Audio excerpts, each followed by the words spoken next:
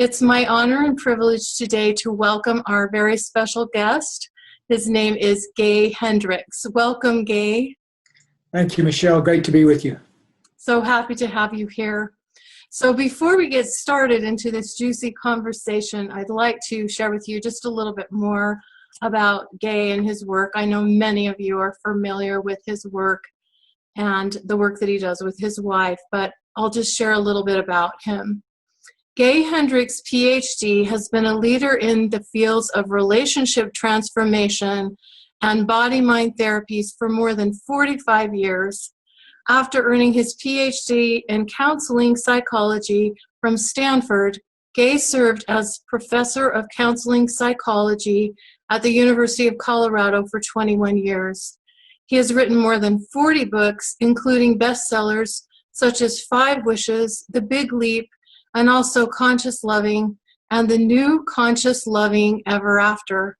The last 2 co-authored with his co-author and mate for more than 35 years, Dr. Kathleen Hendricks, some of which are used as primary text in universities around the world. In 2003, Gay co-founded the Spiritual Cinema Circle, which distributes inspirational movies and conscious entertainment to subscribers in 70-plus countries. Gay has offered seminars worldwide and appeared on more than 500 radio and television shows, including Oprah, CNN, CNBC, 48 Hours, and others. In addition to his work with the Hendricks Institute, Gay is currently continuing his new mystery series that began with the first rule of 10. So before we start, Gay, one thing that I wanted to share really quick that really touched my heart that was on your website, the Hendricks Institute, was what Katie had to say about you. I just thought this was really sweet. So if I can add this to the introduction. She says that Gay is a true Renaissance man. His genius is he sees the essence of people and the core pattern, blocking their direct experience of essence in about 2 seconds. Gay has a commitment to not jumping out of perfectly good airplanes. He can change a pattern in the blink of an eye. He's dedicated to living a no-compromise life, completely in service to the universe and sharing it with others. He's a blues harmonica enthusiast, odd hours creative dance improviser, whole skillet pancake flipper, and he can be present with absolutely anything. In another life, he would have been a king, and this touched my heart. He's the most generous person I know, and he lives a no-compromise life that is completely in service to the universe. And then she also says, he's the funniest person I know.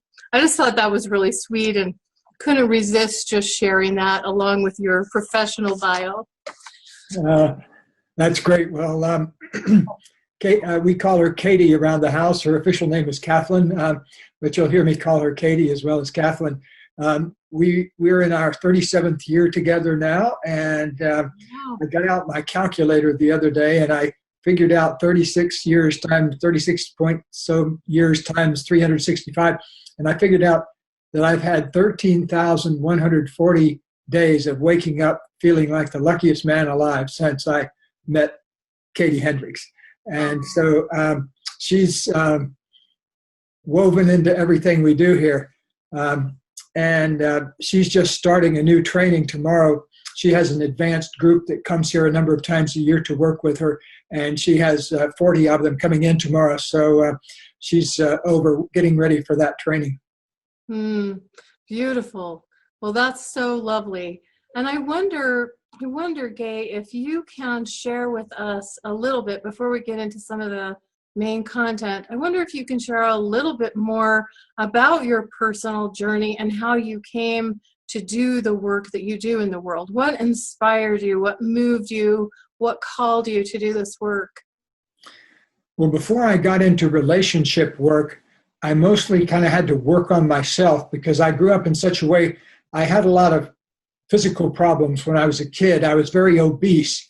And in fact, by the time I was in like the 7th grade, I already weighed 300 pounds. And so I was hugely obese. And I went around, and I was the only obese person in my family. So I was eating what everybody else was eating, but it was just something was wrong with my physiology. And so I was taken around to a lot of different medical specialists. And finally, when I was 14, I got a medical regimen that took off about maybe 60 or 70 pounds, but I was still very obese. And it wasn't until I had an enlightenment experience when I was 24 years old that I was finally able to lose the rest of the weight, and ended up losing 120 pounds to where I am now, which is about 180 pounds. I'm about 6 feet tall, so 180 pounds looks good on me, but 300 pounds definitely didn't look good on me. And so I spent a lot of that time trying to figure out, what was wrong with me and what I needed to do to kind of get out from under the past and so forth. And it wasn't until I was in my 20s that I discovered the whole field of counseling. And I was kind of bitten by the counseling bug. I saw so many miracles coming from just having a heart-to-heart conversation with somebody that needed help at a particular time.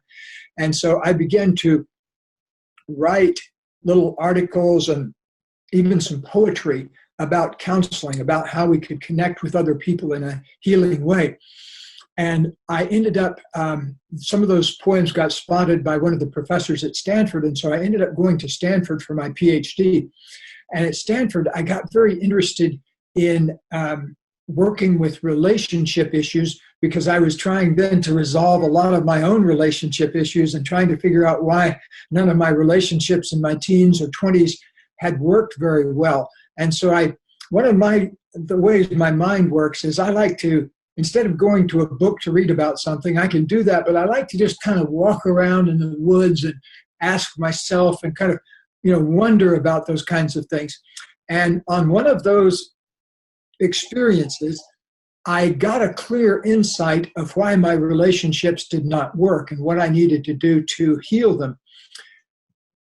Number one was I needed to learn to be honest about my emotions. I'd never learned to talk about my feelings. And probably a lot of men are like this too.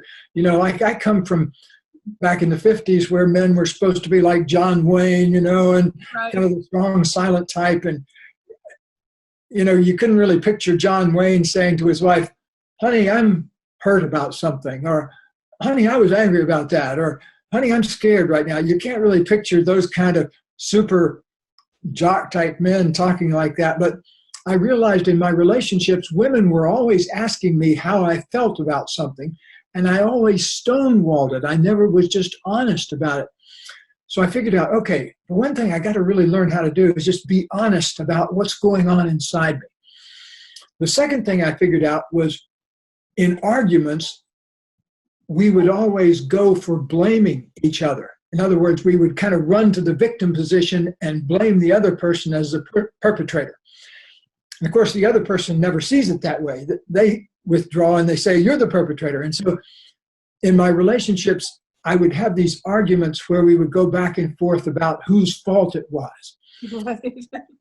And I don't know if this is familiar to you or your audience, but I don't think I'm the only one that had kinds of things like that. The third thing I realized, I always had relationship problems when I wasn't being in touch with my own creativity. When I wasn't doing the kind of writing I wanted to do or the kind of work I wanted to do, I would feel out of sorts with myself and my creativity. Then I would take that out on the relationship. And so I figured these three things out. And so I decided to change them all. And so I made a new commitment. I commit to being totally honest in my relationships. I commit to taking responsibility when stress comes up rather than blaming the other person. I will say, okay, here's how I'm contributing to the problem. And maybe the other person will do the same thing. The third thing is I make a commitment to my creativity, and I make a commitment to never again complaining about a relationship. I'll just go ahead and assume that whatever's going on is something I dreamed up myself. And because I just hadn't had any experience with blame producing any positive results. It never made me happier, and it never made more of a flow of love in the relationship. Okay, so now we come to the magic month of January 1980. Okay, so 36 years ago. I walk into a room and I see this, there's 50 people there, and I see this one particular woman, and she is so gorgeous. I got to figure out a way to talk to her, and I got to figure out a way to go over and see if she's in a relationship or not. And because she was the most intriguing looking human being I'd ever seen. She just like she was kind of pure love almost, you know. And so what ended up happening was she came over to talk to me. And so I didn't even have to go over. And so we started talking. And so I just decided to go all the way with my new commitments. And so I said to Katie, I don't know if we're going to, this is the last time I see you or I'll see you forever, but I just want to let you know that I just came to this big realization about relationships. I only want relationships where both people are completely honest with each other. And I only want relationships where both of us take responsibility for things rather than blaming the other person when stuff comes up. And I want a relationship where both people are really committed to their creativity. And I feel very attracted to you, and I'd love to ask you out. Would you like to go out for a cup of coffee with me on those terms? And so she kind of went like this. And then she said, she came back and she said, how about lunch? And so she kind of took it to the next level. So that was 36 and a half years ago now. And so it's been a magical time. You know, we've had our ups and downs and, you know, raising kids and being broke at times and stuff like that. But throughout it all has been the through line of those three things. When the chips were down, we always were honest with each other, and we always ended up taking responsibility rather than blame. And we always ended up committing to our creativity and writing books together and doing things like that. And it doesn't matter whether, to me, whether you're making a great soup or composing a great symphony, it's all about your creativity, you know, no matter how you put it out into the world. Well, thank you for sharing that. What a fun story of how you met Katie, and what a great partnership you've had. And I wonder, one thing that struck me as you were speaking was this concept of being completely honest and being willing to be authentic, transparent, whatever we might like to call it. Why do you feel like that is so challenging, or why does that feel so challenging? Because just hearing you say that, I know there are people that are listening that are going to say, if someone really knows what's really going on inside of me or knows my flaws or frailties, I'm going to be rejected. I mean, it feels on some level scary.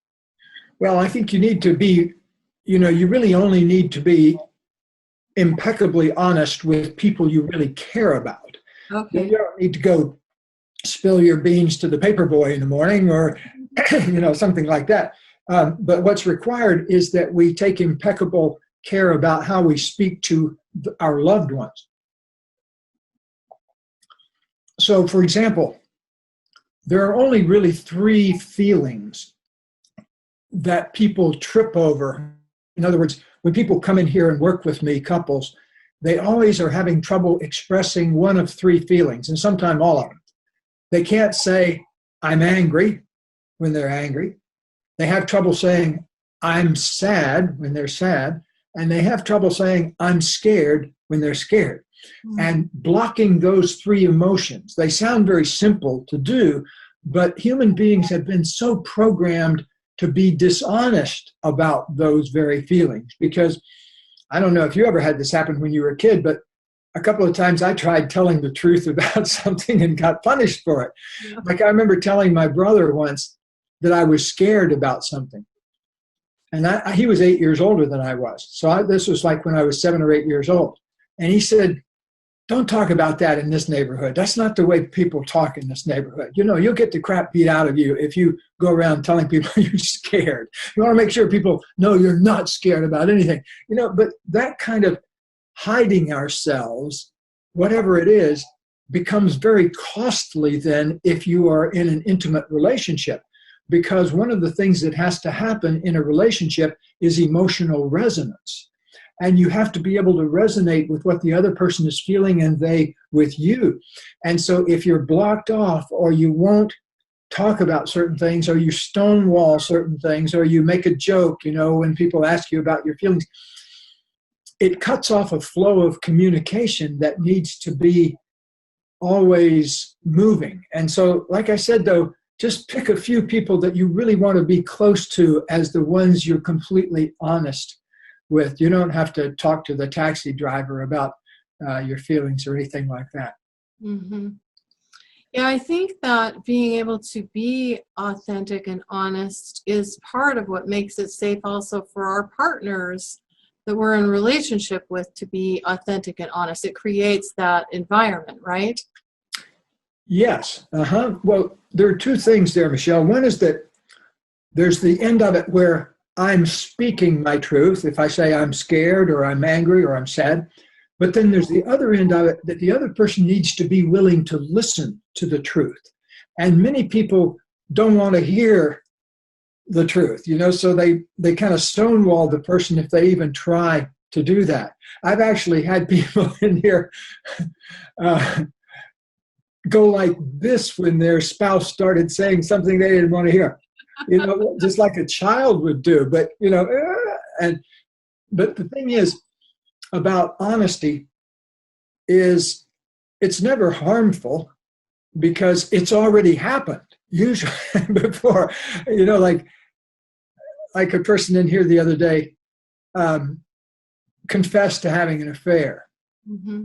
Okay. Well, the affair had taken place in the past, so it had already happened. And we said, well, why didn't you talk about it earlier? And here's what he said. I didn't want to destroy the trust she had in me. Well, that's crazy because the trust had already been destroyed. Right. The moment the affair happened, that ended the trust. Now, whether the spouse heard about it is a completely different issue. But see, I've been working with people now since way back. I think you said 45 years. It scared me a little bit when you said that. I said, good grief, has it been that long? Because it seemed like yesterday. But I started in 1968. So I don't have my calculator out, but however long it is, it's been a while. So I've heard people talk about just about everything in my office. And one thing that they almost always say is that the lack of the ability to really resonate with the other person was one of the things that ended the relationship, the lack of an emotional resonance with the other person. The other thing they always say is they feel judged by the other person because the other person is always going for the victim position and blaming them. And then, of course, most of us don't just sit there and take that. We get into the blame right back. But I've had so many people come in here, and the only thing that needs to be changed is to make a commitment to being honest and to make a commitment to taking responsibility. That oftentimes solves the problem right there. I mean, it takes them a while to learn how to do that artfully, but the actual moment of healing is when they honestly, sincerely make a new commitment to those things. Mm-hmm. So I want to have you explain this concept of taking responsibility a little more deeply, if you would, because I know there can be some resistance to this. It's our natural inclination, like you're talking about, to get into the blame game and say, it's your fault. And for single women, they'll say, it's all the men's fault. They're all jerks or whatever. There's not any good guys out there. I've heard that said about every city, state, country out there. And so there's this resistance, I think, sometimes to take that responsibility. And I know this is an area that's really a key piece of your work. And I'd love for you to go a little deeper and explain it a little more for us. Yes, well, the understanding of what real responsibility is such a huge thing. Because many people misunderstand taking responsibility as blaming themselves. Mm. Like when you're a kid, let's say you're playing with your brothers and sisters and somebody makes a mess on the floor, spills a bucket of paint on the floor. Well, when your parents come in, who's responsible for this mess? What they're meaning really is who's to blame, who did this? And of course, then we have problems because if we stick up our hand and say, I did it, then we're getting punished a lot of times. So we don't get rewarded for taking genuine responsibility. See, in that situation, the only thing that people need to be responsible to is getting the mess cleaned up. That's responding to the situation. That's responsibility, the ability to respond and do something with the situation. But many people confuse it with blame, so that instead of taking responsibility, they think they've got to start blaming themselves. And that's not what we're talking about at all. What we're talking about, like if you catch yourself in the middle of blaming somebody, my wife spends too much money, or my husband never listens to me. Taking responsibility wouldn't be blaming yourself for that. Taking responsibility would be, I wonder how I'm contributing to that. Like, for example, I had a woman complaining one day about how her husband didn't take responsibility around the house. And so I asked her a little bit more, and it turned out that whenever he felt sick, he would get her to call the office for him and phone in sick. So he was disowning his responsibility, and she didn't like doing that. Right. But, she felt she had to do it. But see, that's a very big misunderstanding of responsibility, because she's supporting that, right? Because she's making the call. She's not saying, call him your own darn self. Right. So she's participating in that game. And so what we have to do is make sure we wonder about our input into the situation. That's the reason I say this. How am I contributing to that? Because if you can get two people doing that, then some real magic can occur in a relationship.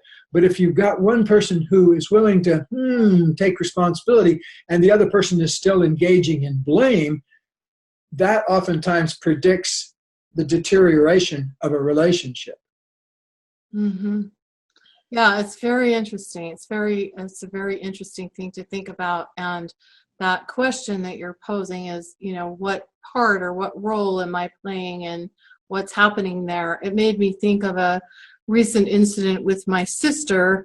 My parents are aging, and we're having to kind of move them out of their house. And we more or less cleaned all of their earthly possessions out of their house. And it was an emotional day, because it was like, as we cleaned out all of these possessions, it's like watching their lives go out the door to some extent. And we had, my parents had these old, collector's plates. They used to collect these plates that had little different scenes on them and that sort of thing. And so they were all spread out on the flat freezer there. And I was getting ready to leave, so I took one. And my sister came after me and said, "You can't take that." She said, "I have to have a system for how we set these up." Well, this set me up. I'm thinking, this is a plate, for heaven's sakes. We don't have to have a system. We haven't had a system all day. Why do we have to have a system now? And so I just said, you know what, forget it. I'm just going to go. That was my reaction. I was a little bit upset because she had to control the situation in my mind. This is what I'm thinking. She followed me into my parents' house and into the kitchen, and she was yelling at me. She was saying, "I'm trying to say I'm sorry here," but it didn't sound like she was trying to say she was sorry. And I had this inclination, Gay, that I should just reach out and hug her. And I resisted it because I was upset in the moment.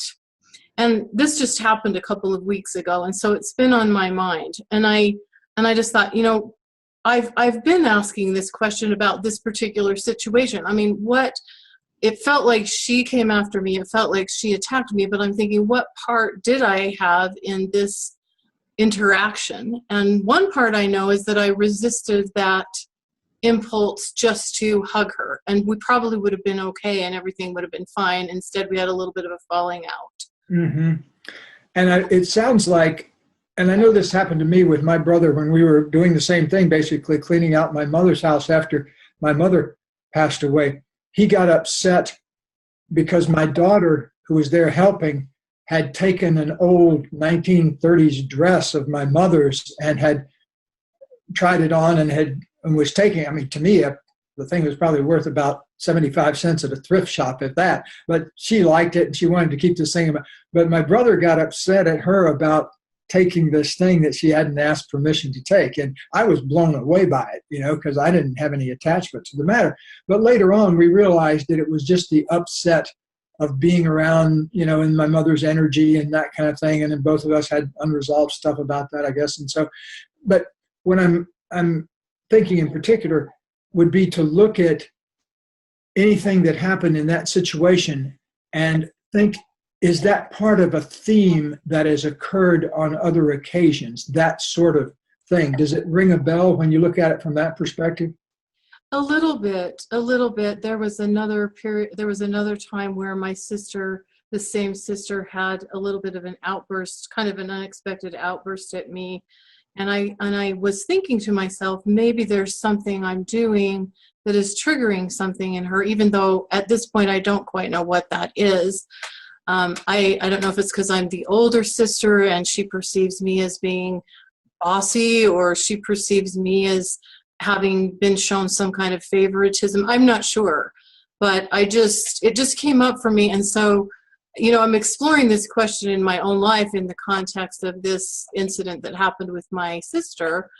And I think it's just a really interesting question to consider. I don't have quite the answer for it yet for my own situation, because this is just a very recent thing that I'm kind of working with. But I think it's such a powerful question in any relationship to be able to consider not only what we're doing, but like who we're being and who we're showing up as. And also maybe one of the things I've been thinking about was, what were my motivations there? And I thought, well, truth be told, I did go and take the first pick. I wanted what I wanted, even though it was a plate. You are pretty bossy after all. So maybe that was it, right? And maybe that, along with the emotion of just clearing out all of my parents' earthly possessions, pretty much was enough to trigger that. Could very well be. And if you reflect on it further, you might look for different echoes of it, how it's shown up in other times in your life too, because you might be onto a theme that could be useful to you as adults in kind of breaking through that old pattern. That's good.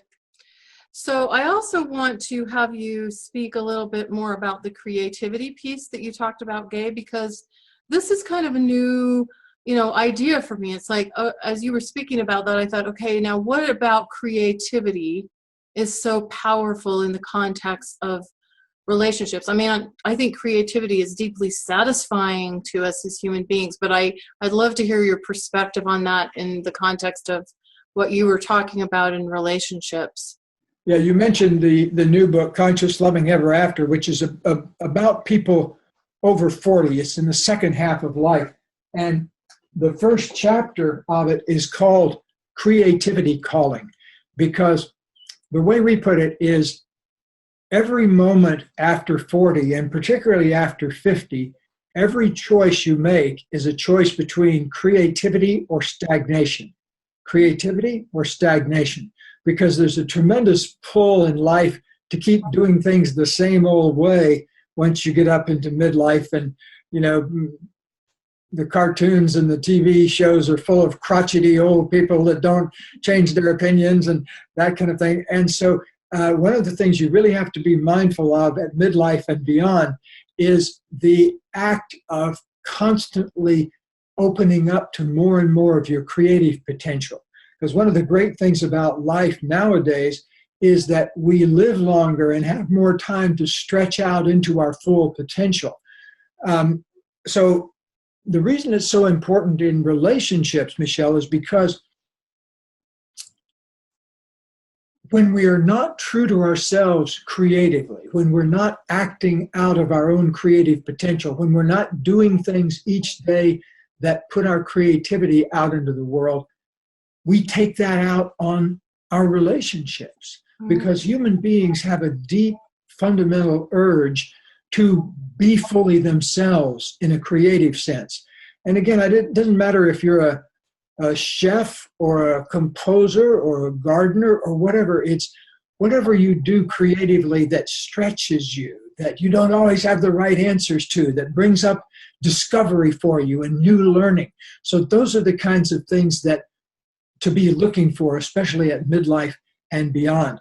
Because if you don't open up to that, then there's a tendency to rust very quickly at midlife. So that's why we say every choice you make, every day you make a choice, you're choosing between creativity and stagnation. And so beware of stagnation, because the years from 50 onward can rust very quickly if you don't constantly regenerate yourself. Like today, for example, my wife and I went to a class which is all about stretching and moving your body in a new way. And so we spent an hour doing that today. On Tuesday night, we go out to a dance class, which is kind of like free-form movement. It's not like ballroom dancing. It's just music where you're encouraged to just move however you want to move. And so, put us in a room of 40 or 50 people doing that. It's a very wonderful experience. And so we're always looking for things to do that kind of jazz us up a little bit. And that's why I think we're more in love with each other now than we were 36 years ago, half our lifetime ago when we met. And so you really need to rebirth yourself constantly. Oh, I love that. That's really interesting. And I like that concept of creativity versus stagnation. And now that I'm in the 50 and over crowd, it is something to think about, because you're right. We can get stuck in our patterns and thinking we got it figured out, and we're used to doing things a certain way. And I think there can be a lot of joy and satisfaction in the years 50 and above, but we can create so much. And I think sometimes we forget the possibility and the power that we have to create more in our lives or with our lives. We can get so stuck in a routine, I guess, is the thing. One of the most amazing conversations I ever had, Michelle, way back, a long time ago, 30-some years ago, I was on a trip to France, and I was sitting on a park bench, sipping a cup of coffee, just kind of resting from walking around all day. And I saw a woman who was at the time about 60. I was probably, in my 30s or something like that. And so I saw her come striding across the park, and then she sat down next to me on the bench. And we struck up a conversation, and it turned out she was from Arizona. And I lived in Colorado at the time. So we started talking, and I said, I happened to look at her sneakers, and she had this brand new looking pair of sneakers. And I said, those are pretty awesome walking shoes you've got. And she said, yes, it's my 6th pair since I started this trip. And I said, where did you come from? And she said, I walked here from Arizona. Wow. She walked all the way across the United States and then caught a plane, and she was walking across Europe, and it had taken her the better part of a year to do all this. And I noticed she had a wedding ring on. And I said, where's your husband? And she said, oh, he's back home in Arizona. He didn't want to come. And so I said, well, why? This sounds like a pretty exciting thing. And she said, well, he has his TV programs he likes to watch. And so he didn't want to take off on this journey with her, although she invited him, but she took off by herself. And, she would call back and talk to him and that kind of thing. And I think one time he'd flown over to visit her. But I love that. I love the idea that people at any time in their life can say, okay, here's what I want to do. And it turned out she was a retired school administrator. Anyway, just a fascinating conversation. She said goodbye, and the last time I saw her, she walked out of my life walking toward Portugal. And bless her heart, you don't have to go to that extreme maybe, but just rebirthing yourself all the time, especially from 50 onward. Yeah, that is fascinating. So since this particular audience is made up mainly of single women, and one of their big requests is they want to understand more deeply what's going on in the hearts and minds of men. It seems we're big mysteries to each other still after all these years. I'm curious what you could share from all of the people and all of the couples that you've worked with. If you could share a couple of things that you think would be really important for women to understand about men. And I know we're speaking in general terms here, but this is a question that I'm asked often, and I know it's something that's on the minds of both sexes at times. Yes. Well, one thing that to know about men is that we come from hundreds of thousands of years of programming of not talking about our feelings.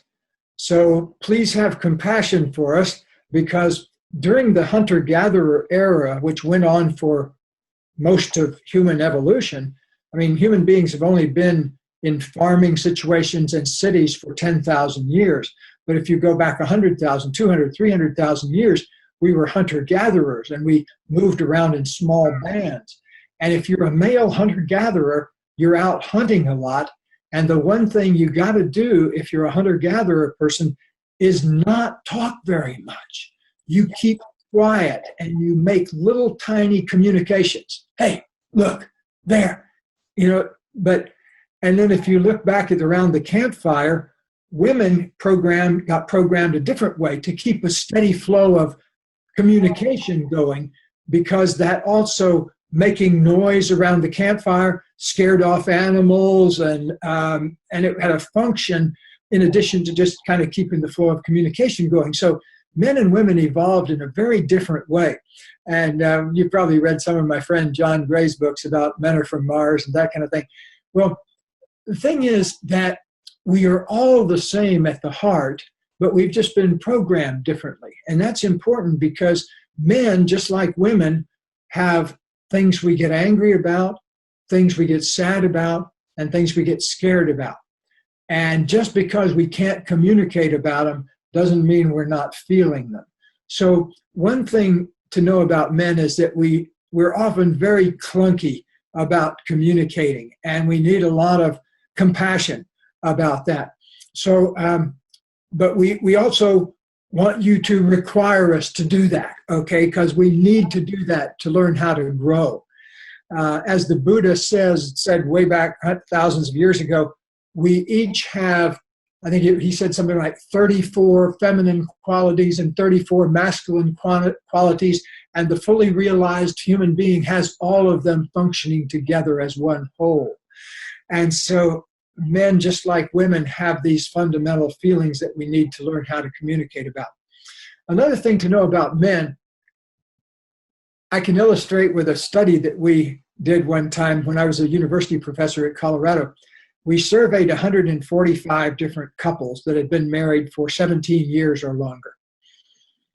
And we wanted to find out we found out a lot of things, but one thing we wanted to find out is, what is the number one thing you think about in the relationship?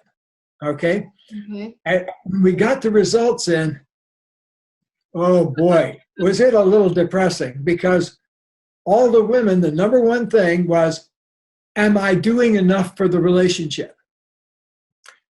The number one thing for the men was, am I getting enough sex? Now, I don't want to pick on us men here, but you see, what that says is that one group of folks are kind of focused on getting, and another group of folks are focused on giving. Now, you and I both know, though, that a relationship only works when there's a combination of giving and getting. Right. That the giver needs to learn how to get, and the getter needs to learn how to give. And so how you do that is not by criticizing the other person, but like in Conscious Loving Ever After, we give you specific commitments, and you ask the other person, would you commit to this? And then you commit to it yourself, and that gets you started, because unless you've made a commitment to honesty, or a commitment to taking responsibility, or a commitment to your creativity, you don't have a firm place to stand.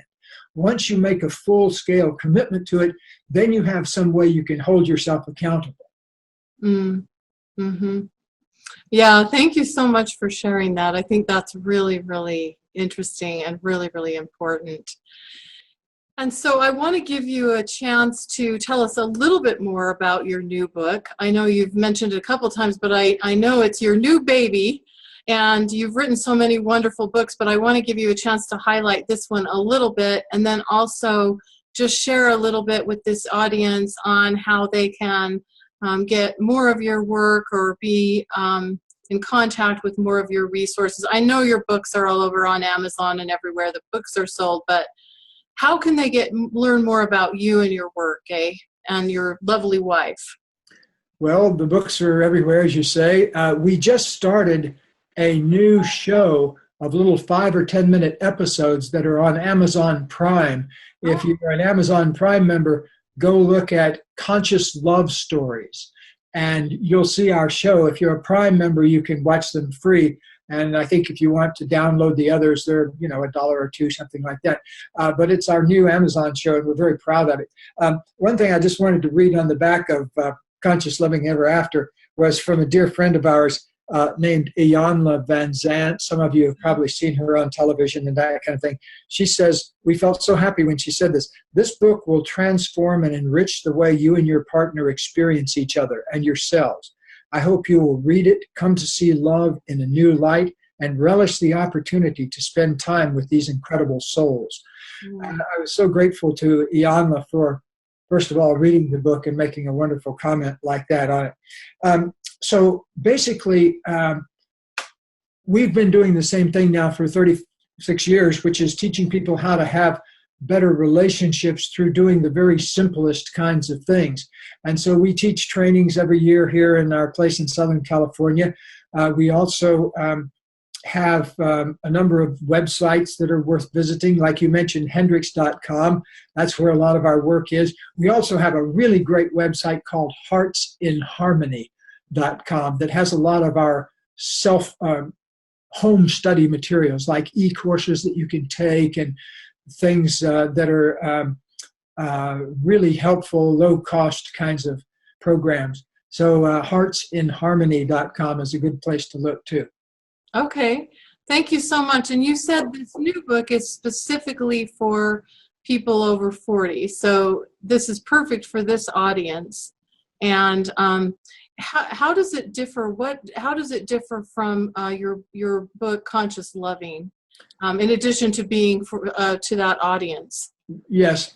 One thing is we take on certain specific issues, like there's a whole section in there about if you're single, how to create a loving relationship with another person based on conscious honesty with yourself. And there are some tools that we teach in our seminars that are in the book that'll help single people too. So it's not just about people who are already in a relationship.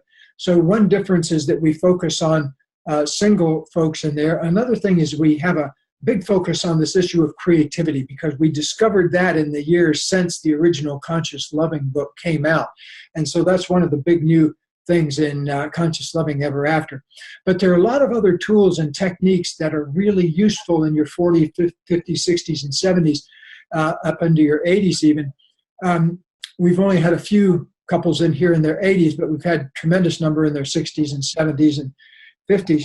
And so we've had several thousand people we've been able to work with and learn from. And so we put all that wisdom in Conscious Loving Ever After. Beautiful.